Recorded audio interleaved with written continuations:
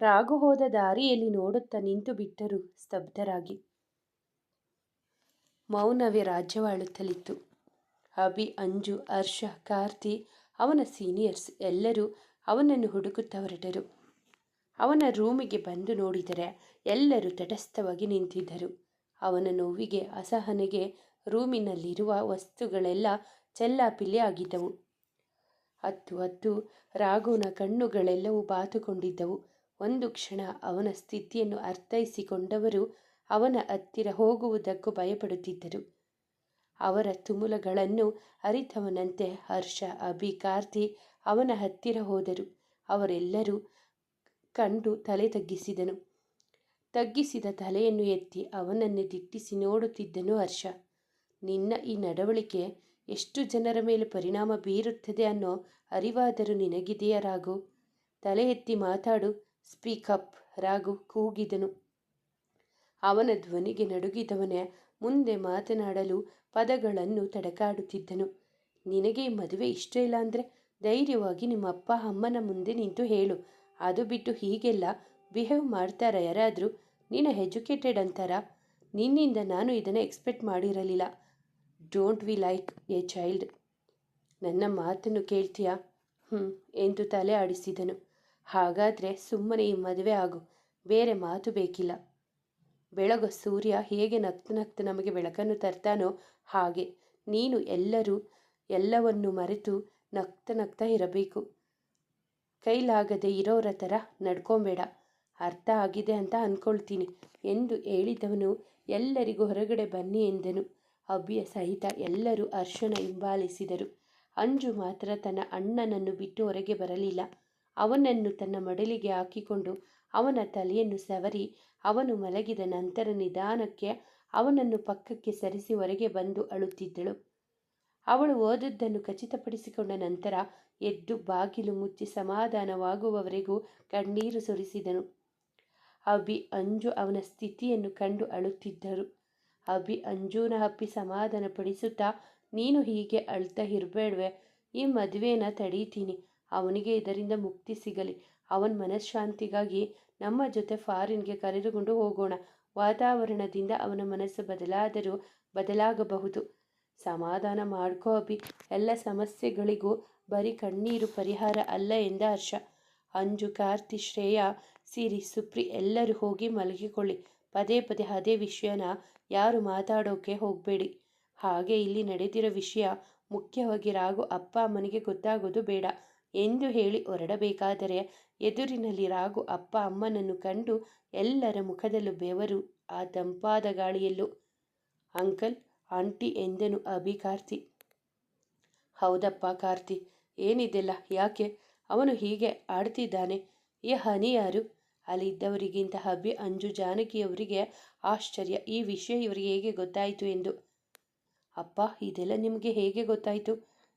ಅದು ನೀನು ಅಂಜು ನಿಮ್ಮ ನಿಶ್ಚಿತಾರ್ಥದ ದಿನ ಅಪ್ಪು ಹತ್ತಿರ ಮಾತಾಡ್ತಿದ್ನ ನಾನು ಕೇಳಿಸಿಕೊಂಡಿದ್ದೀನಿ. ಇಷ್ಟು ದಿನ ಅವನ ಜೊತೆ ಇದ್ದರೂ ಅವನ ಬಗ್ಗೆ ನನಗೇನು ಗೊತ್ತಾಗಲೇ ಇಲ್ಲ. ನಿಜ ಹೇಳು ಅಭಿ, ನಾನು ನಿಜವಾಗ್ಲೂ ಒಬ್ಬ ಒಳ್ಳೆ ತಂದೆನಾ? ಅವನು ನನ್ನ ಮಾತಿಗೆ ಕಟ್ಟು ಬಿದ್ದು ನೇತ್ರನ ಮದುವೆ ಆಗೋದಕ್ಕೆ ಒಪ್ಪಿಕೊಂಡ. ಆದರೆ ನಾನು ಅವನ ಮನಸ್ಸನ್ನು ಅರಿಯಲೇ ಇಲ್ಲ. ಅವನು ಪ್ರೀತಿಸ್ತಿರೋ ಹನಿ ಎಲ್ಲಿದ್ದಾಳೆ ಹೇಳು ಅಭಿ, ನಾನು ಹೋಗಿ ಅವಳ ಕೈಕಾಲು ಹಿಡಿದಾದರೂ ಸರಿ ಅವಳನ್ನು ರಾಘುನ ಜೊತೆಗೆ ಮದುವೆ ಮಾಡಿಸ್ಲಿಕ್ಕೆ ಒಪ್ಪಿಸ್ತೀನಿ ಎಂದರು ಅವನ ಕಾಲ ಬಳಿ ಕುಸಿದು. ಮಗನ ಮನಸ್ಸಿಗೆ ಸಾಂತ್ವನ ಹೇಳಬೇಕಾದವ ನಾನೇ ಅವನ ಮನಸ್ಸಿಗೆ ನೋವನ್ನು ಮಾಡಿದೆ ಎಂಬ ಸಂಕಟದಲ್ಲಿ. ಅಲ್ಲಿದ್ದವರಿಗೆಲ್ಲ ಒಬ್ಬ ತಂದೆಯ ನೋವು ಜೊತೆಗೆ ರಾಘು ಮೇಲೆ ಅವರಿಗಿರುವ ಪ್ರೀತಿಯ ಬಗ್ಗೆ ಸಾರಿ ಸಾರಿ ಹೇಳುತ್ತಿದ್ದವು. ಅಭಿ ಸಹ ಅವರ ಬಳಿ ಮಂಡಿಯೂರಿ ಕುಳಿತು, ಅಪ್ಪಾಜಿ, ಹನಿ ರಾಘು ಪ್ರೀತಿ ಮಾಡುತ್ತಿದ್ದ ಹುಡುಗಿ, ತಾನೇ ಅವನ ಪ್ರೀತಿನ ಬಯಸಿ ಬಯಸಿ ಪಡೆದ ಮುದ್ದು ಹೆಣ್ಣು, ನನಗೆ ಪ್ರೀತಿಯ ತಂಗಿ. ಅಂಜುಗೆ ಒಳ್ಳೆಯ ಗೆಳತಿ ಆಗಿದ್ಲು ಅಪ್ಪಾಜಿ. ಅದು ಯಾರ ಕಣ್ಣು ಬಿತ್ತೋ ರಾಘು ಬರ್ತಡೇ ದಿನ ನಾಪತ್ತೆ ಆದವಳು ಇದುವರೆಗೂ ನಮ್ಮ ಕಣ್ಣಿಗೆ ಬಿದ್ದಿಲ್ಲ. ಅವಳ ಕಣ್ಮರೆ ಇವತ್ತಿಗೂ ನಿಗೂಢವಾಗಿದೆ ಎಂದನು. ಈ ಮಾತು ಬಹುಶಃ ಆರು ಕಿವಿಗೆ ತಲುಪಿದ್ದರೆ ಪಾಪ ರಾಘುನ ಸಮಸ್ಯೆಗೆ ಪರಿಹಾರ ಅಂದೇ ದೊರಕುತ್ತಿತ್ತೇನೋ. ಆದರೆ ಅವಳು ನೇತ್ರ ಯೋಚನೆಯಲ್ಲಿ ಇದ್ದಿದ್ದರಿಂದ ಅವರನ್ನು ಹಿಂಬಾಲಿಸದೆ ತನ್ನ ಕಡೆಯವರ ಜೊತೆ ಮಾತುಕತೆಯಲ್ಲಿ ತೊಡಗಿದಳು. ಹೋಗ್ಲಿ ಬಿಡು, ಎಲ್ಲ ನನ್ನ ಮಗನ ಹಣೆ ಬರಹ. ಈ ಮದುವೆ ನಿಲ್ಲಿಸೋಕೆ ನೀನು ಮಾಡಿದ ತಯಾರಿ ನಿಜವಾಗ್ಲೂ ಫಲಿಸುತ್ತಾ ಅಭಿ? ಅವರನ್ನೇ ಗಮನಿಸುತ್ತಾ ನುಡಿದನು. ಅಂಕಲ್, ನಿಮಗೆ ಇದೆಲ್ಲ ನಾನು ನಿನ್ನ ಆಗಲೇ ಗಮನಿಸಿದೆ ಅಭಿ. ನೇತ್ರಾಗೆ ಜ್ಯೂಸ್ ಕೊಡುವಾಗ ನೀನು ಯಾವುದೋ ಪುಡಿಯನ್ನು ಅವಳಿಗೆ ಬೆರೆಸಿಕೊಟ್ಟೆ. ಅದು ಯಾವುದು? ಅಂಕಲ್, ಸಾರಿ, ರಾಘುಗೆ ಈ ಮದುವೆ ಇಷ್ಟ ಇರಲಿಲ್ಲ. ಅದಕ್ಕೆ ಈ ಮದುವೆ ಹೇಗಾದರೂ ನಿಲ್ಲಿಸಬೇಕೆಂದು ನೇತ್ರಾಗಿ ನಿದ್ದೆ ಮಾತ್ರೆಯನ್ನು ಬೆರೆಸಿಕೊಟ್ಟಿದ್ದೇನೆ. ದಯವಿಟ್ಟು ಕ್ಷಮಿಸಿ. ಖಂಡಿತ ಇದರಲ್ಲಿ ನಿನ್ನದೇನು ತಪ್ಪಿಲ್ಲ ಅಭಿ. ನಮ್ಮ ರಾಘು ನಿಮ್ಮಂತಹ ಸ್ನೇಹಿತರನ್ನು ಪಡೆದಿದ್ದು ಅವನ ಪುಣ್ಯ. ನೀವೆಲ್ಲರೂ ಅವನ ನೋವಿಗೆ ಮಿಡಿಯುವರೆ. ಅವರು ಮೊದಲಿನ ರಾಘುವಾಗಲಿ ಅನ್ನೋದು ನನ್ನ ಇಚ್ಛೆ. ನೀವೆಲ್ಲರೂ ಅವನ ಮನಪರಿವರ್ತನೆಗೆ ಸಹಕರಿಸಿ ಎಂದು ಕೈ ಜೋಡಿಸಿದರು ಎಲ್ಲರ ಮುಂದೆ. ಎಲ್ಲರೂ ಅವರ ಬಳಿ ಬಂದವರೇ. ನೀವೇನು ಯೋಚನೆ ಮಾಡಬೇಡಿ. ಅವನು ಮೊದಲಿನ ರಾಘು ಆಗೋ ಹಾಗೆ ಖಂಡಿತ ನಾವೆಲ್ಲ ಮಾಡ್ತೀವಿ. ನೀವು ಹೀಗೆಲ್ಲ ಕೈ ಮುಗಿಯಬೇಡಿ, ಅದು ನಮಗೆ ಶ್ರೇಯಸ್ಸಲ್ಲ ಎಂದರು.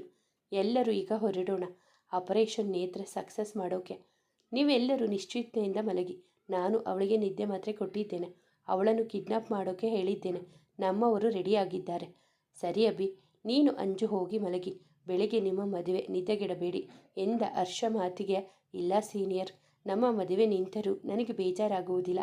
ಆದರೆ ರಾಘು ಮದುವೆ ಸದ್ಯದ ಪರಿಸ್ಥಿತಿಯಲ್ಲಿ ನಿಂತರೆ ಸಾಕು. ಮುಂದಿನದನ್ನು ನಾನು ನೋಡಿಕೊಳ್ಳುವೆ. ನೋಡೋ ಅಭಿ, ನಿನ್ನ ಅಂಜು ಮದುವೆ ನಡೆಯಬೇಕು ಅಂತಾನೆ ಅಂಜು ಒಪ್ಪಿಗೆ ಕೊಟ್ಟದ್ದು. ಈಗ ನೀ ಹೀಗೆ ಹೇಳಿದರೆ ಅವನಿಗೆ ಬೇಜಾರಾಗೋಲ್ವಾ? ಹುಚ್ಚು ಹುಚ್ಚಾಗಿ ಮಾತನಾಡಬೇಡ ಅಂಜು. ಅಪ್ಪ ಅಮ್ಮನಿಗೆ ಏನು ಅಂತ ಉತ್ತರ ಕೊಡ್ತೀಯಾ? ನೀನು ಅವಳನ್ನು ಪ್ರೀತಿಸಿನೇ ಮದುವೆ ಆಗ್ತಿರೋದು, ಅದು ಎಲ್ಲರಿಗೂ ಗೊತ್ತು. ಆದರೆ ಹೊರಗಿನ ಜನಗಳ ಕೊಂಕು ಮಾತು ಹೇಗಿರುತ್ತೆ ಗೊತ್ತಾ? ಒಂದು ಹುಡುಗಿಯ ಮದುವೆ ನಿಂತರೆ. ಅವನ ಮಾತು ಅರಿತ ಅಭಿ ಅಂಜು ಅಪ್ಪ ಅಮ್ಮನ ಬಳಿ ಬಂದು, ತಪ್ಪಾಯಿತು ಅತ್ತೆ ಮಾವ, ನಾನು ಬರೀ ನನ್ನ ರಾಘು ಬಗ್ಗೆ ಯೋಚನೆ ಮಾಡಿದೆ. ಆದರೆ ಅಂಜು ಬಗ್ಗೆ, ನಿಮ್ಮ ಬಗ್ಗೆ ಯೋಚನೆ ಮಾಡಲಿಲ್ಲ. ತಪ್ಪಾಯಿತು, ಕ್ಷಮಿಸಿ ಎಂದನು. ಮಂಡಿಯೂರಿ ಕುಳಿತು. ಸರಿತಾ ಜಗನ್ನಾಥ್, ನಮಗೆ ಬರೀ ನಮ್ಮ ಮಗಳ ಜೀವನ ಖುಷಿಯಿಂದ ಇರೋದು ಮುಖ್ಯ ಅಲ್ಲ ಅಭಿ. ನಮ್ಮ ಮನೆ ಮಗ ರಾಘು ಜೀವನ ಸರಿ ಹೋಗೋದು ಕೂಡ ಮುಖ್ಯ. ಒಂದು ವೇಳೆ ನಮ್ಮಿಬ್ಬರ ಮದುವೆ ನಿಂತರೂ ನಾನು ಯೋಚನೆ ಮಾಡಲಾರೆ. ನನಗೆ ನೀವು ಮೂವರು ಮಕ್ಕಳು ಕಣಪ್ಪ. ನೀನು ರಾಘು ನನ್ನ ಹೊಟ್ಟೆಯಲ್ಲಿ ಹುಟ್ಟಿಲ್ಲ ಅಷ್ಟೇ ಕಂದ. ಯೋಚನೆ ಮಾಡಬೇಡ, ಎಲ್ಲ ಸರಿ ಹೋಗುತ್ತೆ ಎಂದು ಅವನ ತಬ್ಬಿ ಅವನ ನೆತ್ತಿಗೆ ಚುಂಬಿಸಿದರು. ಅದೇಕೋ ಅಭಿ ರಾಘು ಕಂಡರೆ ಅವರಿಗೆ ಅರಿಯದ ಪ್ರೇಮ. ಅಭಿ ಮನೆ ಕೆಲಸದವರ ಮಗ ಎಂದು ಯಾರೂ ಅವನನ್ನು ಆ ದೃಷ್ಟಿಯಲ್ಲಿ ನೋಡಿರಲಿಲ್ಲ. ರಾಘು ಅಂಜು ತಲೆ ಅವನಿಗೂ ಸಮಾಧಾನವಾದ ಪ್ರೀತಿಯನ್ನು ಎಲ್ಲರೂ ತೋರಿಸುತ್ತಿದ್ದರು. ಶ್ರೀಮಂತ ಬಡವ ಎಂಬ ಭೇದ ಭಾವವಿರಲಿಲ್ಲ. ಎಲ್ಲರೂ ನಿಶ್ಚಿಂತೆಯಿಂದ ಮಲಗಿದರು. ರಾಘುವಿನ ಮದುವೆ ನಿಲ್ಲುತ್ತದೆ ಎಂಬ ಭರವಸೆಯೊಂದಿಗೆ. ಬೆಳಗಿನ ಸೂರ್ಯ ರಶ್ಮಿ ಯಾರ ಪಾಲಿಗೆ ಸಿಹಿ ಸೂಚನೆಯನ್ನು ತರುತ್ತದೆಯೋ, ಯಾರ ಪಾಲಿಗೆ ಕಹಿಯನ್ನು ತರುತ್ತದೆಯೋ. ಮುಂಜಾನೆಯ ಭಾಸ್ಕರನ ಕಿರಣಗಳು ಭೂಮಿಯನ್ನು ಸ್ಪರ್ಶಿಸಲು ಕಾತುರತೆಯಿಂದ ಕಾಯುತ್ತಿದ್ದವು. ಎಲ್ಲೆಡೆ ಮದುವೆಯ ಸಂಭ್ರಮ ತುಂಬಿ ತುಳುಕುತ್ತಿತ್ತು. ಶಾಸ್ತ್ರಗಳು ಆಗಲೇ ಶುರುವಾಗಿತ್ತು. ಮದುವೆಯ ಮಂಟಪ ಹೂವಿನಿಂದ ಅಲಂಕೃತಗೊಂಡಿತ್ತು. ಮಂಟಪದ ಸುತ್ತಲೂ ಅಂಜುಗೆ ಬೇಕಾದ ರೀತಿಯಲ್ಲಿ ಎಲ್ಲ ತೆರನಾದ ಹೂವುಗಳು ಜನರನ್ನು ಆಕರ್ಷಿಸುವಂತೆ ಮಾಡಿದರು. ಅಭಿರಾಘು ಬಂದ ಅತಿಥಿಗಳಿಗೆ ಕುಳಿತುಕೊಳ್ಳಲು ಆಸನದ ವ್ಯವಸ್ಥೆ ಇದ್ದಿತು. ಮೊದಲೇ ಕೇಳಬೇಕೆ? ಬೃಂದಾವನ, ಅದು ಯಾವ ಪ್ಯಾಲೇಸ್ ಕಡಿಮೆ ಇಲ್ಲ. ಸಂತೋಷ್ರವರ ಮದುವೆಯ ಸಡಗರ ಇಡೀ ಬಂಧು ಬಳಗದವರನ್ನು ಸೆಳೆದಿದ್ದವು. ಹೆಂಗಸರೆಲ್ಲರ ಚಂದದ ಸೀರೆ ಒಡವೆಗಳನ್ನು ತೊಟ್ಟು ಮದುವೆ ಮನೆಯಲ್ಲಿ ಅತ್ತಿಂದಿತ್ತ ಓಡಾಡುತ್ತಿದ್ದರು. ಗೌರಿ ಪೂಜೆ ಮಾಡುವ ಸಲುವಾಗಿ ವಧುವನ್ನು ಕರೆತರಲು ರೂಮಿಗೆ ಹೋದಾಗ ನೇತ್ರ ಸುಳಿವು ಎಲ್ಲೂ ಸಿಗಲಿಲ್ಲ. ಇಡೀ ಬೃಂದಾವನವನ್ನು ಹುಡುಕಿದರೂ ಎಲ್ಲಿಯೂ ನೇತ್ರ ಸುಳಿವು ಸಿಗಲೇ ಇಲ್ಲ. ಸುಲೋಚನ ದಂಪತಿಗಳು ಆಗಲೇ ಭಯದಿಂದ ಅದುರುತ್ತಿದ್ದರು. ವಿಷಯ ಅದಾಗಲೇ ಇಡೀ ಬೃಂದಾವನ ಹಾಗೂ ಮದುವೆ ಮಂಟಪದ ಸುತ್ತ ಸುದ್ದಿ ಬಂದು ಮುಟ್ಟಿತು. ಜನರು ಆಗಲೇ ಪಿಸುಗುಡುತ್ತಿದ್ದರು. ರಾಘು ನಿಗಂತೂ ಇದು ಆಶ್ಚರ್ಯದ ವಿಷಯವೇ ಸರಿ. ಬಯಸಿ ಬಯಸಿ ಹಠ ಹಿಡಿದು ಮದುವೆಯಾಗಬೇಕೆಂದುಕೊಂಡವಳ ಸುಳಿವು ಎಲ್ಲಿಯೂ ಸಿಗಲಿಲ್ಲ. ಅವಳ ರೂಮಿನಲ್ಲಿ ಸಿಕ್ಕ ಒಂದು ಪತ್ರ ಜಾನಕಿಯವರ ಕೈಗೆ ಸಿಕ್ಕಿತು. ಅದನ್ನು ಓದತೊಡಗಿದರು. ಪ್ರೀತಿಯ ಅಪ್ಪ ಅಮ್ಮನಿಗೆ, ನನಗೆ ಈ ಮದುವೆ ಸ್ವಲ್ಪನೂ ಇಷ್ಟವಿರಲಿಲ್ಲ. ರಾಘುಗೆ ನಾನು ಅಂದ್ರೇನೆ ಅಲರ್ಜಿ ಅನ್ನೋ ಥರ ಆಡ್ತಿದ್ದ. ಆ ಬೀದಿ ಬಿಕಾರಿ ಅಭಿಗೋಸ್ಕರ ನನ್ನ ಮೇಲೆ ಕೈ ಮಾಡ್ತಾನೆ. ಇದರಿಂದ ನನಗೆಷ್ಟು ಅವಮಾನ ಆಗಿದೆ ಗೊತ್ತಾ? ಅದು ಅಲ್ಲದೆ ಎಂಗೇಜ್ಮೆಂಟ್ ದಿನ ಎಲ್ಲರ ಮುಂದೆ ಮಾವ ಕೂಡ ನನಗೆ ಹೊಡೆದು ಬಿಟ್ರು. ಯಾವುದೋ ನಾಯಿಗೋಸ್ಕರ. ತಂಗಿ ಮಗಳು ಅನ್ನೋದನ್ನು ಮರೆತು ಕೈ ಮಾಡಿದರು. ತಂಗಿಯಾಗಿ ನೀನು ಅವರನ್ನು ಕ್ಷಮಿಸಬಹುದು, ಆದರೆ ನಾನಲ್ಲ. ಅದಕ್ಕೆ ಅವತ್ತೇ ಡಿಸೈಡ್ ಮಾಡಿದೆ, ಈ ಮದುವೆ ನಿಲ್ಲೋ ಹಾಗೆ ಮಾಡಿ ನಿಮಗೆಲ್ಲ ಅವಮಾನ ಮಾಡಬೇಕು ಅಂತ. ಸಾರಿ ಮಾಮ್, ಡ್ಯಾಡ್, ಬಾಯ್. ಇಂತಿ ನಿಮ್ಮ ಮಗಳು ನೇತ್ರ. ಪತ್ರ ಓದಿದವರ ಮುಖದಲ್ಲಿ ಒಣನಗೆ ಜೊತೆಗೆ ಆತಂಕ. ಎಲ್ಲರಿಗೂ ಆಶ್ಚರ್ಯ, ನೇತ್ರ ಎಲ್ಲಿ ಹೋಗಿರುವಳೆಂದು. ಒಮ್ಮೆಲೆ ಆರು ಹಾಗೂ ಅಭಿಗೂ ಸಹ ಆಶ್ಚರ್ಯ ಗೊಂದಲ. ಸುಲೋಚನಾಗಂತೂ ಇಷ್ಟೊತ್ತು ಕೇಳಿದ್ದು ಸತ್ಯವೋ ಸುಳ್ಳೋ ಎಂಬ ಗೊಂದಲದಲ್ಲಿಯೇ ಇದ್ದರು. ಭಯದಲ್ಲೇ ಬೆವರತೊಡಗಿದರು. ಸುಂದರ್ ಅವನ ಜೊತೆ ಹೋಗಿರಬಹುದಾ? ಛೆ, ಅವಳಿಗೆ ಸುಮಾರು ಸಲ ತಿಳಿ ಹೇಳಿದ್ದೆ. ಮೇಲಾಗಿ ಅವಳಿಗೆ ಅವನ ಕಂಡರೇನೆ ಆಗಲ್ಲ ಅಂತ ಹೇಳ್ತಿದ್ಲು. ಕೊನೆಗೂ ಅವನ ಜೊತೆ ಓಡಿ ಹೋದ್ಲ. ಅಯ್ಯೋ, ಈಗ ನಾನೇನು ಮಾಡಲಿ? ಈ ಆಸ್ತಿಯೆಲ್ಲ ನಮ್ಮ ಕೈ ಬಿಟ್ಟು ಹೋಗುತ್ತಲ್ಲ ಎಂದು ಮನದಲ್ಲೇ ಲೆಕ್ಕಾಚಾರ ಆಗತೊಡಗಿದರು. ಏನಮ್ಮ ಸುಲೋಚನಾ, ಏನಿದೆಲ್ಲ? ನೋಡು, ನಿನ್ನ ಮಗಳು ಮಾಡಿರೋ ಗರಂದಾರಿ ಕೆಲಸನ. ನಿನ್ನ ಮಗಳಿಗೆ ಮದುವೆ ಇಷ್ಟ ಇರಲಿಲ್ಲ ಅಂದರೆ ಮೊದಲೇ ಹೇಳಬೇಕಿತ್ತಲ್ವಾ? ಅದನ್ನು ಬಿಟ್ಟು ಹೀಗೆ ನಮ್ಮ ಮಾನ ಮರ್ಯಾದೆ ತೆಗೆಯೋ ಅವಶ್ಯಕತೆ ಏನಿತ್ತು? ಅಯ್ಯೋ ಅತ್ತಿಗೆ, ಇದರಲ್ಲಿ ಬೇರೆ ಏನೋ ಇದೆ. ನನ್ನ ಮಗಳು ಹೀಗೆಲ್ಲ ಮಾಡಲ್ಲ. ನನ್ನ ಮಗಳು ಅಂಥವಳಲ್ಲ. ಅವಳು ಇಲ್ಲೇ ಎಲ್ಲೋ ಹೊರಗೆ ಹೋಗಿರಬೇಕು, ನಮ್ಮನ್ನೆಲ್ಲ ಆಟ ಆಡಿಸೋಕೆ. ಬಂದೇ ಬರ್ತಾಳೆ, ವೆಯ್ಟ್ ಮಾಡೋಣ. ಏನು ಮಾತು ಅಂತ ಮಾತಾಡ್ತಿದ್ಯಾ ಸುಲೋಚನಾ? ನೀನು ತಲೆ ನೆಟ್ಟಿಗಿದ್ದೆ ತಾನೆ? ನಿನ್ನ ಮಗಳು ಪತ್ರದಲ್ಲಿ ಬರೆದಿದ್ದನ್ನು ಕೇಳಿಸಿಕೊಂಡೆ ಅಲ್ವಾ? ನಿನ್ನ ಮಗಳು ಅವತ್ತು ಮಾತನಾಡಿದ ರೀತಿಗೆ ನಾನು ಹೊಡೆದೆ. ನಿನ್ನ ಮಗಳು ಇದನ್ನು ಮನಸ್ಸಲ್ಲಿ ಇಟ್ಟುಕೊಂಡು ಈ ಥರ ಎಲ್ಲ ಮಾಡ್ತಾಳೆ ಅಂತ ನಾನು ಅಂದುಕೊಂಡಿರಲಿಲ್ಲ. ನನ್ನ ಮಗ ಮದುವೆಗೆ ಒಪ್ಪಿರಲಿಲ್ಲ, ಅದು ನಿನಗೂ ಗೊತ್ತು. ನಿನಗೋಸ್ಕರ, ನಿನ್ನ ಮಗನಿಗೋಸ್ಕರ ಅವನನ್ನು ಒಪ್ಪಿಸಿದೆ. ಆದರೆ ಈಗ ನಿನ್ನ ಮಗಳಿಂದ ನಮ್ಮ ಮರ್ಯಾದೆ ಹೋಯ್ತಲ್ಲ. ಬಂದಿರೋ ನೆಂಟರಿಷ್ಟರ ಬಂದು ಬಳಗದವರಿಗೆ ಹೇಗೆ ಮುಖ ತೋರಿಸೋದು? ಅಣ್ಣ, ನನ್ನ ಮಗಳು. ಮಾತಾಡಬೇಡ ನೀನು. ಮಾತಾಡೋ ಅರ್ಹತೆನ ಕಳ್ಕೊಂಡಿದ್ದೀರಾ ನೀವುಗಳು ಎಂದರು ಮುಖಕ್ಕೆ ಹೊಡೆದ ಹಾಗೆ. ಅಶ್ವಥ್ ಸಂತೋಷ್ರವರ ಹತ್ತಿರ ಬಂದು, ಸಮಾಧಾನ ಮಾಡ್ಕೊ ಸಂತೋಷ್, ಆಗಿದ್ದು ಆಗೋಯ್ತು. ಈಗ ಮೊದಲು ಅಭಿ ಅಂಜು ಮದುವೆ ಆದರೂ ಮಾಡಿಯಲ್ಲ, ಆಮೇಲೆ ಇದರ ಬಗ್ಗೆ ಯೋಚನೆ ಮಾಡುವಂತೆ ಎಂದರು. ಎಲ್ಲರಿಗೂ ಅವರ ಮಾತು ಸರಿ ಎನಿಸಿತು. ರಾಘುನ ಇಷ್ಟೊತ್ತು ಬಾಡಿದ ಮುಖ ಈಗ ಅರಳಿತು. ಶಿಳ್ಳೆ ಹೊಡೆದು ಒಂದೆರಡು ಟಪ್ಪಾಂಗುಚ್ಚಿ ಡ್ಯಾನ್ಸ್ ಮಾಡಬೇಕು ಎಂಬಷ್ಟು ಸಂತೋಷ ಆಗುತ್ತಿತ್ತು. ಮನದಲ್ಲಿ ಇಗ್ಗಿ ಇಗ್ಗಿ ಹಿರಿಯುತ್ತಿದ್ದನು. ಹೌದು ಅಂಕಲ್, ಅಂಜು ಅಭಿ ಮದುವೆಯಾದರೂ ನಡೆಯಲಿ. ಅವರ ಮದುವೆ ನಿಲ್ಲೋದು ಬೇಡ. ಮದುವೆ ತಯಾರಿ ಶುರು ಮಾಡೋಣ, ಆಮೇಲೆ ನೇತ್ರನ ಹುಡುಕೋಣ ಎಂದನು ಹರ್ಷ. ನೀವಿಬ್ಬರು ಹೇಗೆ ಹೇಳ್ತೀರೋ ಹಾಗೆ ಆಗಲಿ. ಆರಾಧನಾ ಇದನ್ನೆಲ್ಲ ನೋಡುತ್ತಿದ್ದಳು. ನೇತ್ರ ಬರೆದ ಪತ್ರ ಅವಳಲ್ಲಿ ಅನುಮಾನ ಮೂಡಿಸಿತು. ಆರಾಧನಾ ಈಗ ಬರೀ ಮೂಕ ಪ್ರೇಕ್ಷಕಿಯಷ್ಟೇ. ಯಾಕೋ ಜಾನಕಿಯವರಿಗೆ ಇದು ಸರಿ ಎನಿಸಲಿಲ್ಲ. ಮಗನ ಜೀವನ ಕಣ್ಮುಂದೆ ಹಾಳಾಗಿ ಹೋಗುತ್ತಿರುವಾಗ ಯಾವ ತಾಯಿ ತಾನೆ ಇದನ್ನೆಲ್ಲ ಸಹಿಸಿಕೊಳ್ಳುತ್ತಾರೆ? ತಲೆಯೊಳಗೊಂದು ಆಲೋಚನೆ ಮನ ಹೊಕ್ಕಿತು. ಇದು ಮುಂದೆ ರಾಘುನ ಭವಿಷ್ಯವನ್ನು ಬುಡಮೇಲು ಮಾಡುತ್ತದೆ ಎಂಬುದು ಸ್ವತಃ ಅವರಿಗೂ ತಿಳಿದಿರಲಿಲ್ಲ. ಸೀದಾ ಅಶ್ವತ್ಥರವರ ಬಳಿ ಬಂದು, ಅಣ್ಣ, ನನ್ನದೊಂದು ಮಾತನ್ನು ನಡೆಸಿಕೊಡ್ತೀರಾ? ಹೇಳಮ್ಮ, ಏನದು? ಅಣ್ಣ, ನಿನ್ನ ಮಗಳನ್ನು ನನ್ನ ಮಗನಿಗೆ ಕೊಡ್ತೀಯಾ? ನನ್ನ ಮಗನ ಜೀವನ ನನ್ನ ಕಣ್ಮುಂದೆ ಹಾಳಾಗೋದು ನನಗೆ ಇಷ್ಟ ಇಲ್ಲ ಅಣ್ಣ. ನನಗೆ ಗೊತ್ತು, ಈಗಾಗಲೇ ಬೇರೆ ಹುಡುಗಿಯ ಜೊತೆ ನಿಶ್ಚಿತಾರ್ಥ ಆಗಿರೋ ಹುಡುಗನ ಜೊತೆ ಮಗಳನ್ನು ಕೊಡುವಂತೆ ಕೇಳುವುದು ನಮ್ಮ ತಪ್ಪು. ಆದರೆ ಏನು ಮಾಡೋದು ಅಣ್ಣ? ಇದನ್ನು ಬಿಟ್ಟರೆ ನನಗೆ ಬೇರೆ ದಾರಿ ಯಾವುದು ಕಾಣ್ತಿಲ್ಲ ಅಣ್ಣ ಎಂದರು ಕಣ್ಣೀರು ಸುರಿಸುತ್ತಾ. ರಾಘು, ಆರು, ಅಭಿ ಅಲ್ಲದೆ ಅಲ್ಲಿ ಇದ್ದವರೆಲ್ಲರಿಗೂ ಶಾಕ್ ಆಯಿತು. ಮುಖ್ಯವಾಗಿ ಆರಾಧನಾಗೆ ಈ ವಿಷಯವನ್ನು ಅರಗಿಸಿಕೊಳ್ಳಲಾಗಲಿಲ್ಲ. ರಾಘು ಹೊಟ್ಟೆಯಲ್ಲಿ ಬೆಂಕಿಯಿಂದ ಬಾಣಲೆಗೆ ಬಿದ್ದಂತಾಯಿತು. ಅರಳಿದ ಅವನ ಮುಖ ಬಾಡಿತು. ಅಮ್ಮ, ನೀವೆಲ್ಲ ನನ್ನ ಏನು ಗೊಂಬೆ ಅಂದುಕೊಂಡಿದ್ದೀರಾ? ಅವಳು ನಾನೇ ಬೇಕು ಅಂತ ಹಠ ಮಾಡಿ ಈಗ ನನಗೆ ಮದುವೆಯೇ ಬೇಡ ಅಂತ ಬಿಟ್ಟು ಹೋಗೋದಂತೆ. ನೀವು ಅದೇ ಮಂಟಪದಲ್ಲಿ ಇನ್ಯಾರನ್ನು ಮದುವೆ ಆಗು ಅಂತ ಹೇಳೋದಂತೆ. ಏನಮ್ಮ ಇದೆಲ್ಲ? ನೋಡಿ, ನನ್ನ ಮದುವೆ ಏನೋ ನಿಂತು ಹೋಗಿದೆ. ಮತ್ತೆ ಮದುವೆ ಆಗು ಅಂತ ನನಗೆ ಬಲವಂತ ಮಾಡಬೇಡಿ. ಅಭಿ, ಅಂಜು ಮದುವೆ ಮಾಡಿ ಪ್ಲೀಸ್. ಜಾನಕಿ, ಅವನು ಹೇಳಿದ್ದು ಅರ್ಥ ಆಯಿತು ಅಂದುಕೊಂಡಿದ್ದೇನೆ. ಅವನನ್ನು ಅವನ ಇಷ್ಟಕ್ಕೆ ಬಿಟ್ಟು ಬಿಡು. ಅಣ್ಣ, ನೀವು ಹೇಳಿ, ಯಾಕೆ ಹೀಗೆ ಗರ ಬಡಿದವರ ಹಾಗೆ ನಿಂತುಕೊಂಡಿದ್ದೀರಾ? ನಿಮಗೆ ಇಷ್ಟ ಇಲ್ಲ ಅಂದರೆ ನೇರವಾಗಿ ಹೇಳಿ ಅಣ್ಣ. ಅವರು ಮೌನವಾಗಿರುವುದನ್ನು ಕಂಡವರೇ ಪರವಾಗಿಲ್ಲ ಅಣ್ಣ, ನನಗೇನು ಬೇಜಾರಿಲ್ಲ. ಅವಳು ಈ ಮನೆ ಸೊಸೆಯಾಗಿದ್ದಿದ್ದರೇನು, ಯಾವತ್ತಿಗೂ ನಮ್ಮ ಮಗಳೇ ಎಂದು ಹೇಳಿ ಅವಳ ತಲೆ ಸವರಿ ಹಿಂದೆ ಸರಿದರು.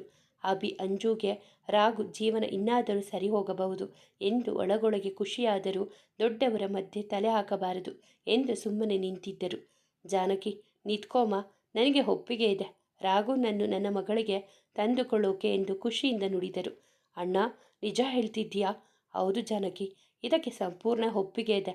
ಅಣ್ಣ, ಇದಕ್ಕೆ ಆರಾಧನಾ ಒಪ್ಕೊಂತಾಳ? ತಮ್ಮ ಅನುಮಾನವನ್ನು ಬಗೆಹರಿಸಿಕೊಳ್ಳಲು ಕೇಳಿದರು. ನನ್ನ ಮಗಳು ಯಾವುದಕ್ಕೂ ಇಲ್ಲ ಅನ್ನೋದಿಲ್ಲ. ಇದುವರೆಗೂ ನಾನು ನನ್ನ ಮಗಳ ಇಷ್ಟಕ್ಕೆ ವಿರುದ್ಧವಾಗಿ ನಡೆದುಕೊಂಡಿಲ್ಲ. ಇದುವರೆಗೂ ನಾನವಳನ್ನು ಏನೂ ಕೇಳಿಲ್ಲ. ಇದೊಂದೇ ನಾನವಳನ್ನು ಬೇಡಿಕೊಳ್ಳುವುದು. ಇದಕ್ಕೆ ಒಪ್ಪಿಕೊಳ್ಳುತ್ತೀಯ ಅಲ್ವಾ ಮಗಳೇ? ಸನಿಹ ಬಂದು ಕೇಳಿದರು.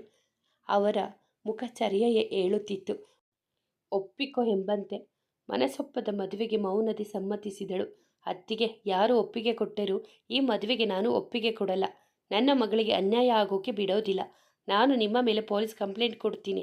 ಸುಲೋಚನಾ, ಇಲ್ಲಿ ಅನ್ಯಾಯ ಆಗಿರೋದು ಯಾರಿಗೆ ಅಂತ ಇಲ್ಲಿ ನಿಂತಿದ್ದಾರಲ್ಲ ಈ ಜನಗಳಿಗೆ ಕೇಳು, ಗೊತ್ತಾಗುತ್ತೆ ಎಂದರು ಸಂತೋಷ್. ಇನ್ನೊಂದು ಮಾತು ಆಡಿದರು ತಂಗಿ ಅಂತಾನು ನೋಡಲ್ಲ. ನಾವೇ ನಿನ್ನ ಮಗಳ ಮೇಲೆ ಕೇಸ್ ಹಾಕಬಹುದು ಗೊತ್ತಾ? ಭಯದಲ್ಲಿ ಬೆವರತೊಡಗಿದಳು. ಆ ಕ್ಷಣಕ್ಕೆ ನೇತ್ರ ಮೇಲೆ ಅತೀವ ಕೋಪ ಬಂದಿತು. ಆದರೆ ಹೆಚ್ಚಾಗಿ ಮಾತನಾಡಿದರೆ ನಮಗೆ ಅಪಾಯವೆಂದು ಅರಿತು ಸುಮ್ಮನಾದರು. ರಾಘು, ನಿನಗೆ ಒಪ್ಪಿಗೆ ಇದೆ ತಾನೆ ಎಂದಾಗ ತಲೆ ತಗ್ಗಿಸಿ ನಿಂತನು.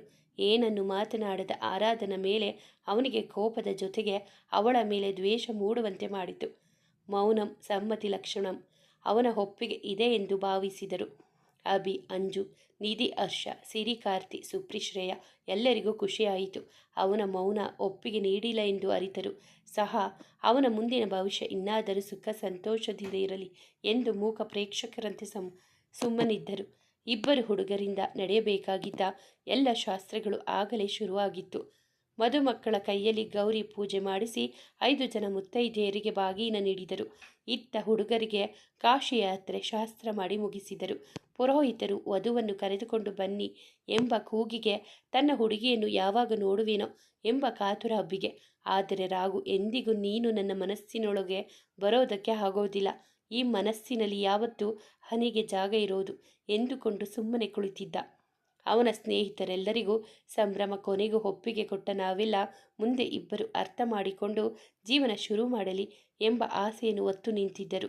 ಬನ್ನಿ ಮಕ್ಕಳ, ಪುರೋಹಿತರು ಕರೀತಾ ಇದ್ದಾರೆ ಎಂದು ಸರಿತಾ ಜಾನಕಿ ಇಬ್ಬರು ಹೆಣ್ಣು ಮಕ್ಕಳನ್ನು ಮಂಟಪದ ಹತ್ತಿರ ಕರೆತಂದರು. ಅಂಜು ಅಭಿಯ ಆಸೆಯಂತೆ ಗೋಲ್ಡನ್ ಹಾಗೂ ಮೆರೂನ್ ಕಲರ್ ಮಿಶ್ರಿತ ಸೀರೆ ಹುಟ್ಟು ಅವನೆದುರು ನಿಂತಳು. ಅವಳನ್ನು ಕಂಡವ, ನನ್ನ ಮುದ್ದುಗೆ ಹೇಳಿ ಮಾಡಿಸಿದ ಬಣ್ಣವಿದು. ಈಗ ಮುದ್ದು ಮುದ್ದಾಗಿ ಕಾಣುತ್ತಾ ನನ್ನ ಕಾಡಬೇಡವೇ ಹುಡುಗಿ, ಈ ಹೃದಯ ನನ್ನ ಮಾತನ್ನು ಕೇಳ್ತಿಲ್ಲ ಗೊತ್ತಾ ಎಂದು ಮನದಲ್ಲಿ ಮಾತನಾಡಿಕೊಂಡನು. ಆರಾಧನಾ ಬಂಗಾರದ ಬಣ್ಣದ ಸೀರೆ ಹುಟ್ಟು ರಾಘುನ ಎದುರು ನಿಂತಳು. ಅವ ಒಮ್ಮೆಯೂ ಕಣ್ಣೆತ್ತಿ ಅವಳ ಕಡೆ ನೋಡಲಿಲ್ಲ. 2 ಜೋಡಿಯ ಮದುವೆ ಒಟ್ಟಿಗೆ ಇದ್ದಿದ್ದರಿಂದ 2 ಜೋಡಿಗೂ ಮಂಟಪವನ್ನು ಸಜ್ಜುಗೊಳಿಸಿದ್ದರು ಮುಂಚಿತವಾಗಿಯೇ. ಒಬ್ಬರ ಮೇಲೆ ಮತ್ತೊಬ್ಬರು ಜೀರಿಗೆ ಬೆಲ್ಲ ಹಾಕುವಾಗಲೂ ಒಬ್ಬರನ್ನೊಬ್ಬರು ತಮ್ಮ ತಮ್ಮ ಜೀವನ ಸಂಗಾತಿಯನ್ನು ನೋಡಲು ಸಾಧ್ಯವಾಗಲಿಲ್ಲ. ಮಧ್ಯದಲ್ಲಿ ಅಂತರ್ಪಟ ಇದ್ದಿದ್ದರಿಂದ. ಅಂತರ್ಪಟ ಸರಿದಾಗ ಅಭಿ ತನ್ನವಳ ಅಂದವನ್ನು ಕಣ್ತುಂಬಿಕೊಂಡ. ಆದರೆ ಈ ಬಾರಿಯೂ ರಾಘು ಆರು ಒಬ್ಬರಿಗೊಬ್ಬರು ನೋಡಿರಲೇ ಇಲ್ಲ. ಆ ಜನ್ಮ ಶತ್ರುಗಳೇನು ಎಂಬಂತೆ ಇದ್ದರು. ಪರಸ್ಪರ ಹೂವಿನ ಹಾರ ಬದಲಾಯಿಸಿಕೊಂಡರು. ಎಲ್ಲರೂ ಆಶೀರ್ವದಿಸಿಕೊಟ್ಟ ತಾಳಿ ಇಬ್ಬರು ಹುಡುಗರ ಕೈಯಲ್ಲಿತ್ತು. ತಲೆ ತಗ್ಗಿಸಿದ ಹುಡುಗಿಯರಿಗೇಕೋ ತಲೆ ಎತ್ತಲು ಆಗಲಿಲ್ಲ. ಒಬ್ಬಳಿಗೆ ನಾಚಿಕೆಯಾದರೆ ಇನ್ನೊಬ್ಬಳಿಗೆ ತಾನೇ ತೋಡಿದ ಹಳ್ಳಕ್ಕೆ ತಾನೇ ಬಿದ್ದನಲ್ಲ ಎಂದು ಯೋಚಿಸುತ್ತಿರಬೇಕಾದರೆ ಮಾಂಗಲ್ಯಂ ತಂತು ನಾನೇನ ಮಮ ಜೀವನ ಹೇತುನ ಕಂಠೆ ಭದ್ರಾಮಿ ಶುಭಗತಂ ಶರದಕ್ಷಕಂ. ಈ ಹಳದಿ ದಾರವು ಮಂಗಳಸೂತ್ರ. ಇದು ನನ್ನ ಆಯಸ್ಸನ್ನು ವೃದ್ಧಿಗೊಳಿಸುತ್ತದೆ. ಸತ್ಯದ ಗಂಟನ್ನು ಹಾಕಿ ನನ್ನ ಹೃದಯ ಮನಗಳನ್ನು ಕಟ್ಟುತ್ತಲಿದ್ದೇನೆ. ನನ್ನ ಹೃದಯವು ನಿನ್ನದಾಗಲಿ, ನಿನ್ನ ಹೃದಯವು ನನ್ನದಾಗಲಿ. ನಾವಿಬ್ಬರು 100 ವರ್ಷಗಳ ಕಾಲ ಒಟ್ಟಿಗೆ ಬಾಳೋಣ ಎಂದರ್ಥ. ಮಾಂಗಲ್ಯ ಧಾರಣೆ ಹೆಣ್ಣಿನ ದಾಸ್ಯದ ಸಂಕೇತವಲ್ಲ, ವರನ ಬಾಧ್ಯತೆಯ ಸಂಕೇತ, ರಕ್ಷೆ ಹಾಗೂ ದೀಕ್ಷೆಯ ಸಂಕೇತ. ವರ ತನ್ನ ಬಾಳಿಗೆ ದೃಢತೆಯನ್ನು ತುಂಬಿಸಿಕೊಳ್ಳುವುದಕ್ಕೋಸ್ಕರ ವಧುವಿನ ಜೀವನಕ್ಕೆ ಶಾಶ್ವತೆಯನ್ನು ಮತ್ತು 100 ಶರತ್ಕಾಲ ಆಕೆಗೆ ಸುಂದರ ಜೀವನವನ್ನು ನೀಡುವ ಭರವಸೆಯ ಸಂಕೇತವೇ ಮಾಂಗಲ್ಯ ಧಾರಣೆ. ಗುರು ಹಿರಿಯರ ಆಶೀರ್ವಾದದೊಂದಿಗೆ ಆರಾಧನಾ ರಾಘವನ ಮಡದಿಯಾದಳು.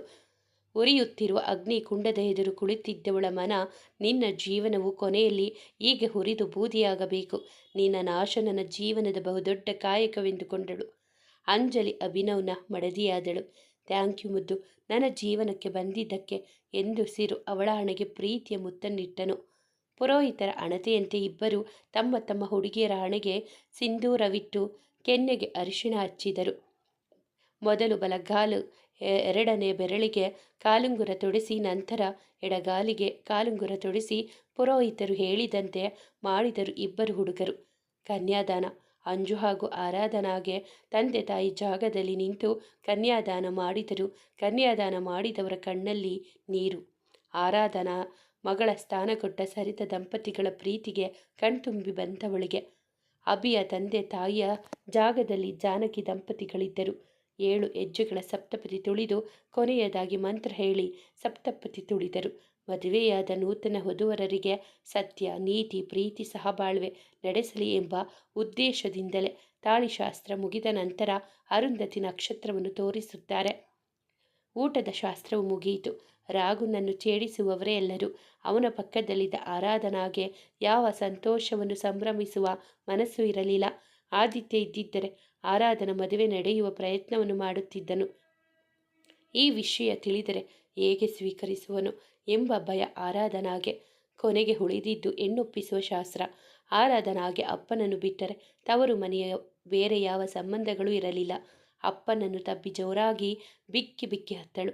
ಎಂಥ ಕಲ್ಲು ಮನಸ್ಸಿನವರಿಗೂ ಒಮ್ಮೆ ಕಣ್ಣು ತುಂಬಿ ಬಂದಿತು. ಸರಿತಾ ಜಗನ್ನಾಥ್ರವರು ಆರಾಧನಳನ್ನು ರಾಘು ಹಾಗೂ ಅಂಜುನ ಅಭಿ ಸಂತೋಷ್ ಜಾನಕಿ ದಂಪತಿಗಳ ಕೈಗೊಪ್ಪಿಸಿದರು. ಗೌರಮ್ಮ ಮಗನ ಮದುವೆಯನ್ನು ಕಣ್ತುಂಬಿಕೊಂಡರೆ ಅಶ್ವಥ್ ಆರಾಧನಳನ್ನು ಒಳ್ಳೆಯ ಮನೆಗೆ ನೀಡಿದ ಖುಷಿಗೆ ಕಣ್ತುಂಬಿಕೊಂಡರು. ಆರಾಧನಾನ ಕರೆದ ಅಶ್ವಥ್ರವರು, ಇಂದಿಗೆ ತವರಿನ ಋಣ ಮುಗಿಯಿತು ಕಂದ. ಹುಟ್ಟಿದ ಮನೆಗೂ ಮೆಟ್ಟಿದ ಮನೆಗೂ ಒಳ್ಳೆಯ ಹೆಸರನ್ನು ತಂದುಕೊಡು ಮಗಳೇ. ಗಂಡನ ಮನೆ ಇನ್ಮುಂದೆ ನಿನ್ನ ಮನೆ. ಕಷ್ಟ ಬರಲಿ ಸುಖವಿರಲಿ ಗಂಡನ ಮನೆಯಲ್ಲಿಯೇ ಇರಬೇಕು. ನೀನು ಒಪ್ಪಿಗೆ ಕೇಳದೆ ಮದುವೆಗೆ ಒಪ್ಪಿಗೆ ಕೊಟ್ಟೆ. ದಯವಿಟ್ಟು ಕ್ಷಮಿಸಿಬಿಡು ಮಗಳೇ. ಎಲ್ಲರನ್ನು ನಿನ್ನವರೆಂದು ಭಾವಿಸು. ಯಾರ ಮನಸ್ಸಿಗೂ ನೋವು ಮಾಡಬೇಡ ಎಂದಾಗಲೂ ಪ್ರತಿಕ್ರಿಯಿಸದೆ ಸುಮ್ಮನಿದ್ದಳು. ಮದುವೆ ಶಾಸ್ತ್ರದ ನಂತರ ಮನೆ ತುಂಬಿಸಿಕೊಳ್ಳುವ ಕಾರ್ಯಕ್ರಮ ಇದ್ದಿದ್ದರಿಂದ ಜಾನಕಿಯವರೇ ಇಬ್ಬರು ಹೆಣ್ಣು ಮಕ್ಕಳನ್ನು ಮನೆ ತುಂಬಿಸಿಕೊಂಡರು. ಆರಾಧನಾ ಹಾಗೂ ಅಂಜಲಿಯನ್ನು ದೇವರ ಕೋಣೆಯ ಮುಂದೆ ನಿಲ್ಲಿಸಿ ದೀಪ ಬೆಳಗಿಸಿದರು. ಅವರ ಹಿಂದೆಯೇ ಸೇರಿ ಕಾರ್ತಿ, ಶ್ರೇಯಾ, ಸುಪ್ರಿ ಎಲ್ಲರೂ ಬಂದರು. ಶ್ರೇಯಾ, ಸುಪ್ರಿ ಆರಾಧನನ ರಾಘುನ ರೂಮಿಗೆ ಕರೆತಂದು, ಆರಾಧನಾ, ಇನ್ಮೇಲೆ ಇದೇ ನಿನ್ನ ರೂಮ್. ಫ್ರೆಶ್ ಅಪ್ ಆಗಿ ಬಾ. ಯಾವುದಕ್ಕೂ ತಲೆಕೆಡಿಸಿಕೊಳ್ಳಬೇಡ. ಆಗಿದ್ದೆಲ್ಲವೂ ಒಳ್ಳೆಯದಕ್ಕೆ. ರಾಘು ತುಂಬಾ ನೋವನ್ನು ಅನುಭವಿಸಿದ್ದಾನೆ. ಅವನ ನೋವಿಗೆ ನೀನು ಮದ್ದಾಗಬೇಕು. ಹೌದು ಆರಾಧನಾ, ನಾನು ಅದನ್ನೇ ಹೇಳೋಕೆ ಬಂದೆ. ರಾಘು ನಿನ್ನನ್ನು ತುಂಬ ಚೆನ್ನಾಗಿ ನೋಡಿಕೊಳ್ಳುತ್ತಾನೆ. Don't worry. ನಾವಿನ್ನು ಹೊರಡೋ ಸಮಯ ಬಂದಾಯಿತು. ರೆಸ್ಟ್ ಮಾಡಿ ಬಾ ಅಂದಳು ಸುಪ್ರಿ. ಇಬ್ಬರು ಅವಳ ಜೊತೆ ಮಾತನಾಡಿ ಬಂದರು. ಅವರಿಬ್ಬರು ಹೊರ ಹೋದ ನಂತರ ಬಾಗಿಲನ್ನು ಹಾಕಿ ತನ್ನ ಕೋಪವನ್ನು ಹೊರಹಾಕಿದಳು.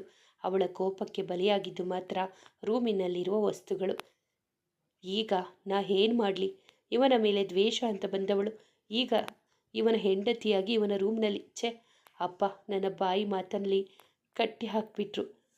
ಈಗ ನಾನು ಹಾದಿಗೆ ಏನಂತ ಹೇಳಿ? ಅವನಿಗೆ ಈ ವಿಷಯ ಗೊತ್ತಾದರೆ ಖಂಡಿತ ಅವನು ಸಹಿಸ್ಕೊಳ್ಳೋದಿಲ್ಲ. ಈಗ ನನಗೋಸ್ಕರ, ಗೊಂಬೆಗೋಸ್ಕರ ಅಂತ ಜೀವನ ನಡೆಸುತ್ತಿದ್ದವನ ಹತ್ತಿರ ಯಾವ ಮುಖ ಇಟ್ಕೊಂಡು ಹೋಗಲಿ?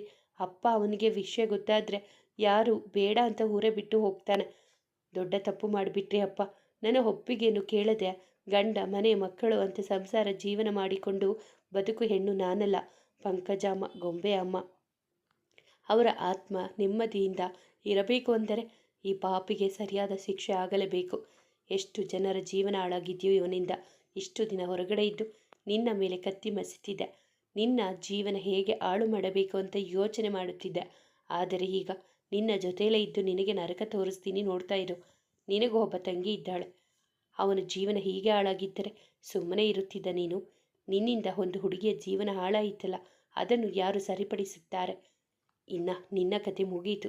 ಸ್ವಗತ ನುಡಿಕೊಂಡು ಫ್ರೆಶ್ ಅಪ್ ಆಗಲು ತೆರಳಿದಳು. ಅಂಜು ಫ್ರೆಶ್ ಅಪ್ ಆಗಿ ಬರುವಾಗ ಹಿಂದಿನಿಂದ ಅಭಿ ಅವಳನ್ನು ತಬ್ಬಿದನು.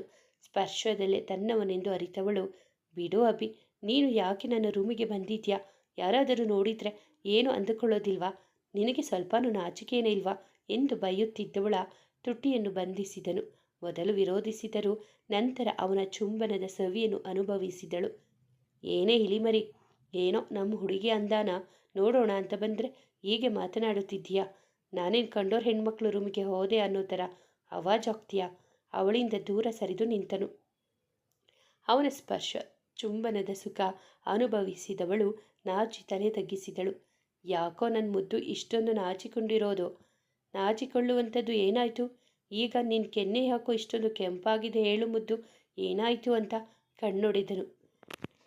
ಅವಳು ಅವನಿಗೆ ಬೈಯಬೇಕು. ಅದೇ ಸಮಯದಲ್ಲಿ ಶ್ರೇಯಾ, ನಿಧಿ, ಸಿರಿ, ಸುಪ್ರಿ ಅವರ ಏಕಾಂತಕ್ಕೆ ಭಂಗ ತರುವಂತೆ ಅವರಿಬ್ಬರನ್ನು ಕೂಗುತ್ತಾ ರೂಮ್ ಒಳಗೆ ಬಂದರು. ಏನು ಅಭಿ ಸಾಹೇಬ್ರು, ಇಲ್ಲಿಯವರೆಗೂ ಪಾದ ಬೆಳೆಸಿದ್ದೀರಾ? ಏನು ಸಮಾಚಾರ? ಎಂದು ಉಬ್ಬೇರಿಸಿ ಕೇಳಿದಳು ನಿಧಿಶ್ರೇಯ. ಸೀನಿಯರ್, ಅದು ನನ್ನ ಬಟ್ಟೆಯಲ್ಲಿ ಇಟ್ಟಿದ್ದೆ, ಅದನ್ನು ತಗೊಂಡು ಹೋಗೋಕೆ ಬಂದೆ. ಹಲೋ, ಸಾಕು ಡ್ರಾಮಾ ಮಾಡಿದ್ದು. ನಿಷೇಕ ಶಾಸ್ತ್ರ ಇನ್ನೂ ಶುರುವಾಗಿಲ್ಲ, ಅಂಥದ್ರಲ್ಲಿ ಈಗ ಕದ್ದು ಮುಚ್ಚಿ ಹೆಂಡತಿನ ನೋಡೋಕೆ ಬರ್ತೀಯಾ? ಇರು ಹೇಳ್ತೀನಿ ಹರ್ಷಕಾರ್ತಿಗೆ ಬೆದರಿಸಿದರು ಸಿರಿ ಸುಪ್ರಿ. ಅಯ್ಯೋ ಬೇಡ ತಾಯಂದಿರ, ಅವರಿಬ್ಬರ ಕೈಲಿ ಸಿಕ್ಕಾಕೊಂಡ್ರೆ ಆಡಿಕೊಳ್ತಾರೆ ಅಷ್ಟೆ. ಏನೋ ನನ್ನ ಹೆಂಡ್ತಿನ ಮುದ್ದು ಮಾಡೋಕೆ ಬಂದರೆ ಕರಡಿ ಥರ ಅಡ್ಡ ಬಂದ್ಬಿಟ್ರು ಪಾಪಿಗಳು ಎಂದು ಗೊಣಗುತ್ತಿದ್ದನು ಸಣ್ಣದಾಗಿ. ಹಲೋ, ಏನು ಗೊಣಗ್ತಾ ಇದೆಯಾ ಎಂಬ ಸುಪ್ರಿ ಮಾತಿಗೆ ಏನಿಲ್ಲ ಮಹಿಳಾ ಮಣಿಗಳು, ಏನೋ ಮೀಟಿಂಗ್ ನಡೆಸ್ತೀರಾ ಅನಿಸುತ್ತೆ, ನಡೆಸಿ ಎಂದು ಕೆಳಗೋಡಿದನು. ಮುಂದುವರೆಯುವುದು. ಸ್ನೇಹಿತರೆ, ಈ ಕತೆ ನಿಮಗೆ ಇಷ್ಟವಾಗಿದ್ದರೆ ದಯವಿಟ್ಟು ಒಂದು ಲೈಕ್ ಮಾಡಿ, ನಮ್ಮ ಚಾನಲನ್ನು ಸಬ್ಸ್ಕ್ರೈಬ್ ಆಗಿ, ಪಕ್ಕದಲ್ಲಿರುವ ಬೆಲ್ ಬಟನ್ ಕ್ಲಿಕ್ ಮಾಡಿ, ನಿಮ್ಮ ಫ್ರೆಂಡ್ಸ್ ಆ್ಯಂಡ್ ಫ್ಯಾಮಿಲಿಗೆ ಕಥೆಯನ್ನು ಶೇರ್ ಮಾಡಿ. ನಿಮ್ಮ ಅನಿಸಿಕೆ ಅಭಿಪ್ರಾಯವನ್ನು ಕಾಮೆಂಟಲ್ಲಿ ತಿಳಿಸಿ. ಕಥೆಯನ್ನು ಕೇಳಿದ್ದಕ್ಕಾಗಿ ಧನ್ಯವಾದಗಳು.